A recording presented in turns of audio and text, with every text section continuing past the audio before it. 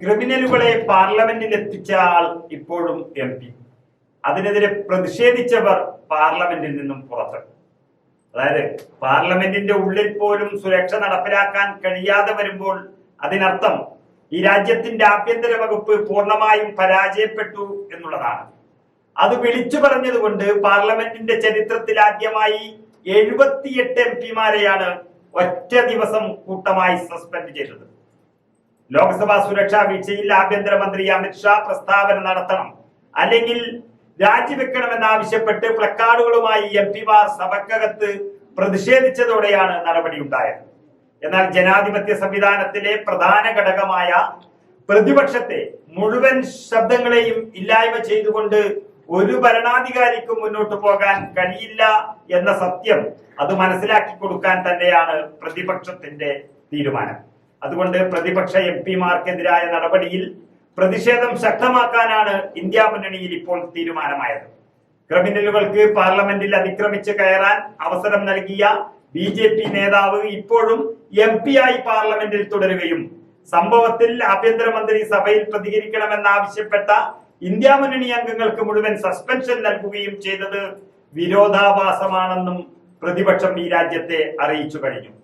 ഗുരുതരമായ സുരക്ഷാ വീഴ്ചയുണ്ടായിട്ടും ആഭ്യന്തരമന്ത്രി പാർലമെന്റിൽ ഹാജരായി ഇതിന് മറുപടി പറയാൻ തയ്യാറായില്ലെന്നും നരേന്ദ്രമോദി സർക്കാർ ജനാധിപത്യ മൂല്യങ്ങളെ ചവറ്റുകുട്ടയിൽ എറിയുകയാണെന്നും കോൺഗ്രസ് അധ്യക്ഷൻ മല്ലികാർജുൻ ഖർഗെയും തുറന്നടിച്ചു.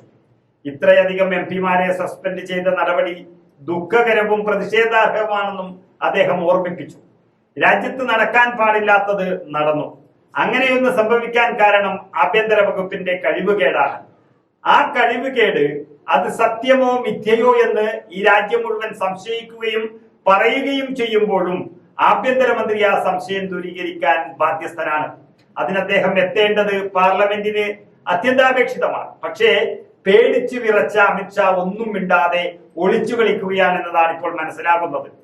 ജനങ്ങളുടെ മുന്നിൽ സംസാരിക്കാൻ പേടിക്കുകയും പകരം എതിർ ശബ്ദങ്ങളെ ഇല്ലായ്മ ചെയ്യുകയും ചെയ്യുന്നത് സ്വേച്ഛാധിപതികളുടെ ലക്ഷണമാണ്. അതാണ് ഈ രാജ്യത്തിന്റെ അപകടം മനസ്സിലാക്കി ജനങ്ങൾ പ്രതിഷേധിക്കാൻ തുടങ്ങിയത്. സംഭവത്തിൽ വിശദമായ അന്വേഷണം നടക്കുന്നുണ്ടെന്നും പാർലമെന്റ് അതിന്റെ പേരിൽ ചർച്ച ആവശ്യമില്ല എന്നും കഴിഞ്ഞ ദിവസം മോദി പറഞ്ഞിരുന്നു. അത് പ്രതിക്കൂട്ടിലായ അമിത്ഷായെ രക്ഷിക്കാനുള്ള നരേന്ദ്രമോദിയുടെ ഒരു പദ്ധതിയാണ്. ആ വിഷയത്തിൽ മാത്രം പ്രതികരിച്ച നരേന്ദ്രമോദി അക്രമികൾക്ക് പാസ് നൽകിയ BJP MP പ്രതാപ് സിംഹയെ സംരക്ഷിക്കുന്നതിന്റെ ഭാഗമായി അതിന് വിശദീകരണം നൽകാതെ ഒളിച്ചോടുകയാണ് ചെയ്തത്.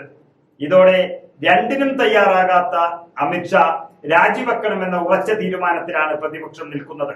ലോക്സഭാ തെരഞ്ഞെടുപ്പ് അടുത്തു നിൽക്കുന്ന സാഹചര്യത്തിൽ പ്രതിപക്ഷത്തിന് ഇത് ലോട്ടറി തന്നെയാണ്.